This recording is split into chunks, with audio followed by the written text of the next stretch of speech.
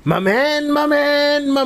O mamen, for today's video mamen, isa na namang napakadaling lutuin, napakasimple pero rapsa pa rin mamen, na chicken recipe mamen. Kung wala ka pang ulam mamaya, pwede mo na tirahin to mamen. Kahit hindi ka marunong magluto o kahit beginner pa ka pa lang, tsaka ko mamen, madadali mong tirada dito mamen. Napakasimple talaga nito, sigurado ako magugustuhan nyo at magugustuhan ng pamilya nyo mamen. Kaya ano pang inaantay natin?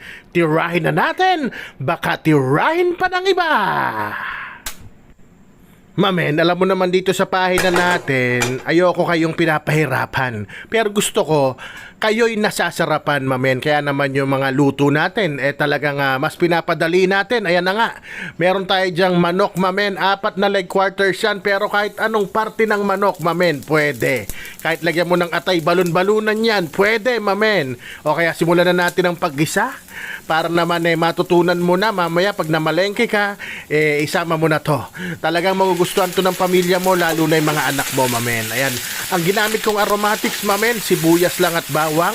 At nung nagisa na sila, sinabay ko na yung manok, mamen, na hiniwa ko ng maliliit. Yung sakto lang, mamen, kasi mas madali maggisa.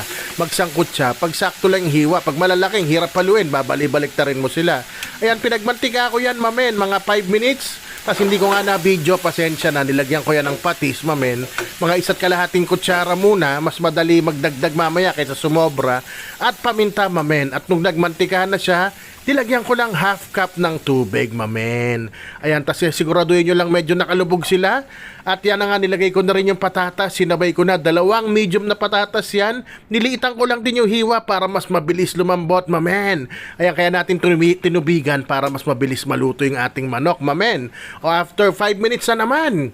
O ayan, halu-haluin lang natin, mamen. Ganyan lang kasimple yan. Pahalo-halo ka lang.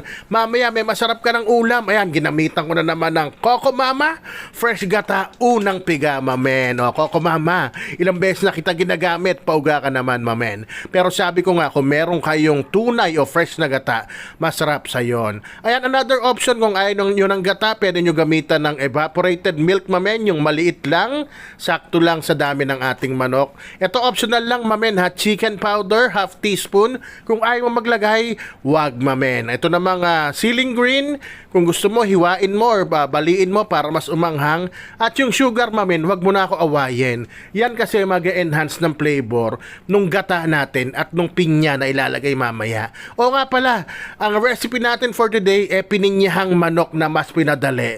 Pero rapsang rapsa, mamen. Di ako nagbibiro, walang halong biro. Pex man, mamatay man. Rapsa yan, mamen. Ayan, nung nilagay ko na nga yung gata, pinakulo ko lang yan ng mga ilang minuto at tinikman ko na. At medyo nakulangan ako sa alat, kaya inasnan ko, mamen. At nilagay ko na tong pineapple tidbits, pati sabaw, mamen. O, tas onting kulo-kulo lang, reduce natin. At yan, titikman ko na rin yan, no, na-reduce na yung bawsa, mamen, yung sarsa. Ayan na ako, pakinggan nyo.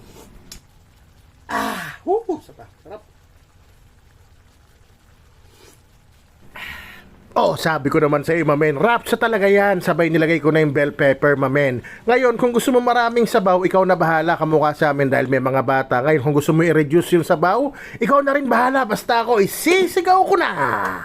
Rapsa, men.